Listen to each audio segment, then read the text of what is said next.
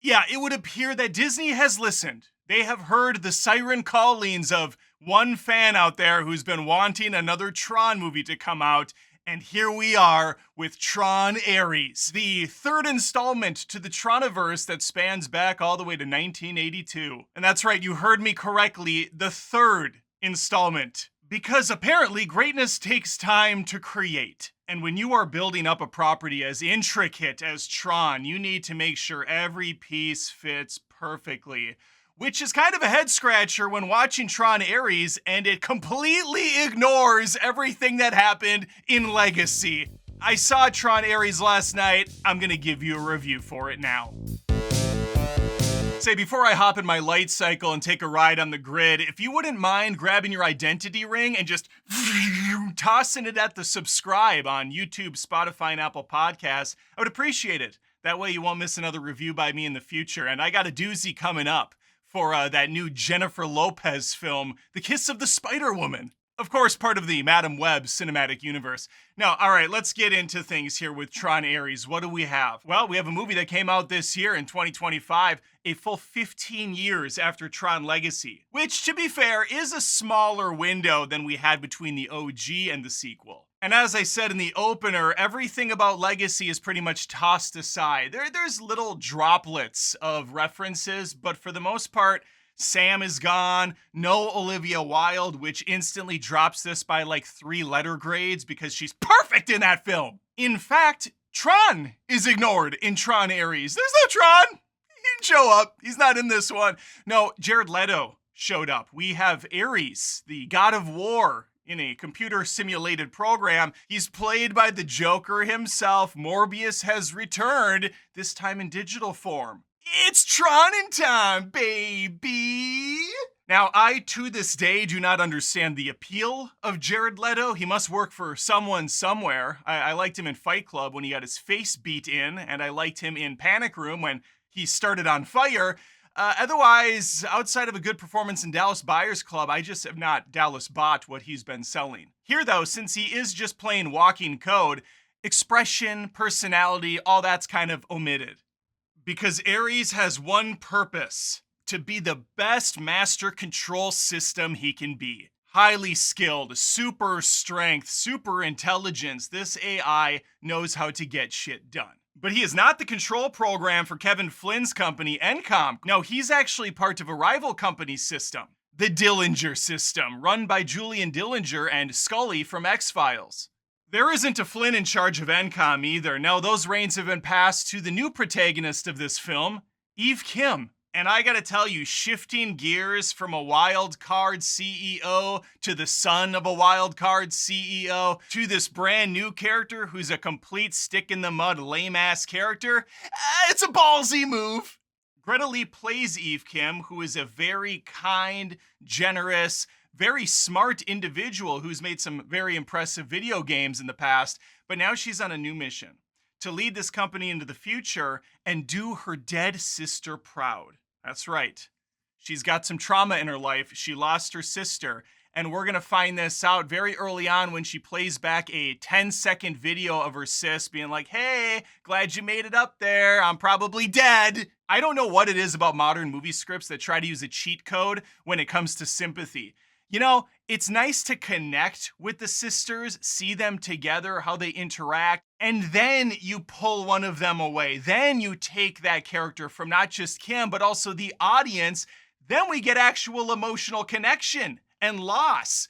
They did this recently with that last ass Jurassic World film, where both Scarlett Johansson's character and Idris Elba talk about how they lost colleagues and kids. And I'm just like, who the fuck are you talking about? What? I don't know these people. I don't care.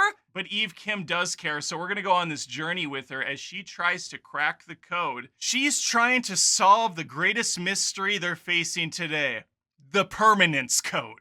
What this does is allows things from inside the computer program to be built into the real world and be sustainable. Right now, both companies are after this tech, and they can only allow things into the real world for like 29 minutes, some random arbitrary number. That's not acceptable when Dillinger is trying to build up an army to sell to the government, and Eve is trying to build up sustainable energy food, and medical treatments for disease. While lame-ass Eve Kim is the central protagonist, we are going to spend a good amount of time with Aries too, and I find his stuff to be a lot more interesting than the former. Now, Tron hasn't made a name for itself over the years for having like a deep, profound plot or a impactful, touching story. It's pretty much about the visuals and the banger soundtracks. This time around, we have the visuals, we have Nine Inch Nails doing the beats. I don't think either hold a candle to Tron Legacy, which again came out 15 years Richard prior. The massive leap from Tron to Legacy is night and day. It's insane how beautiful Legacy looks. And again, Olivia Wilde helps with that as well. With Tron Aries, it's not a bad looking movie, but it is missing the style. Mainly because we spend a good chunk of this movie inside the real world and less time on the grid. Now, massive fan of the original Tron is going to eat up some nostalgia bait they have in here later on, and one of the most forced cameos I've ever seen in a film in quite some time. But even that section, I don't think lived up to some of the hype going in. Well, as for the villains of this film, Aries, Leto, once again playing the anti-hero role, torn between his programming and his AI learning abilities. Then there's his right-hand woman, Athena, who I enjoyed every time she was on camera. She was a force to be reckoned with, a lot of fun with her. Then you have Evan Peters as Julian Dillinger. Evan Peters is always solid in films. Here, not really an exception. I wouldn't say he's setting the world ablaze, but he's a fine foil. And I love seeing my Gillian Anderson. I love seeing my Scully on camera. Unfortunately, she gets very little to do here. The worst aspect of the movie has to be the comic relief character, Seth. He's going to be working with Eve Kim throughout the movie, and everything that comes out of this dipshit's mouth is like Zoink Scoob! He's just obnoxious. His jokes never land. They're always attempted, though, and I just couldn't wait for him to be off of the screen. As far as the visuals are concerned, I suppose I'm more of a blue guy because I loved how Legacy looked, okay? It's the Marcy's playground of films. It's blue. Tron Aries goes full early Taylor Swift. The whole thing's red. I mean, they dabble a little bit with the NCOM blue stuff, but for the most part, we're following Dillinger's grid, and it's a whole lot of red all the time. And we carry those light cycles and some of those other mechanics into the real world.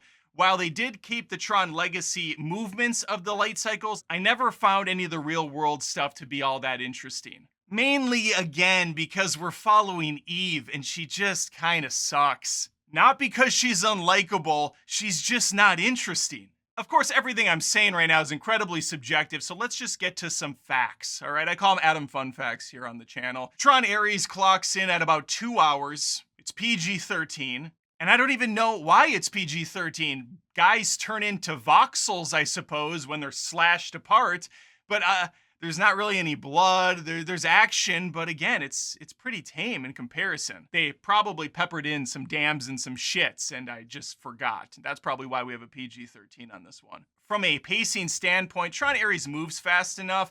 I did find myself getting very bored, though, at that 2-hour runtime.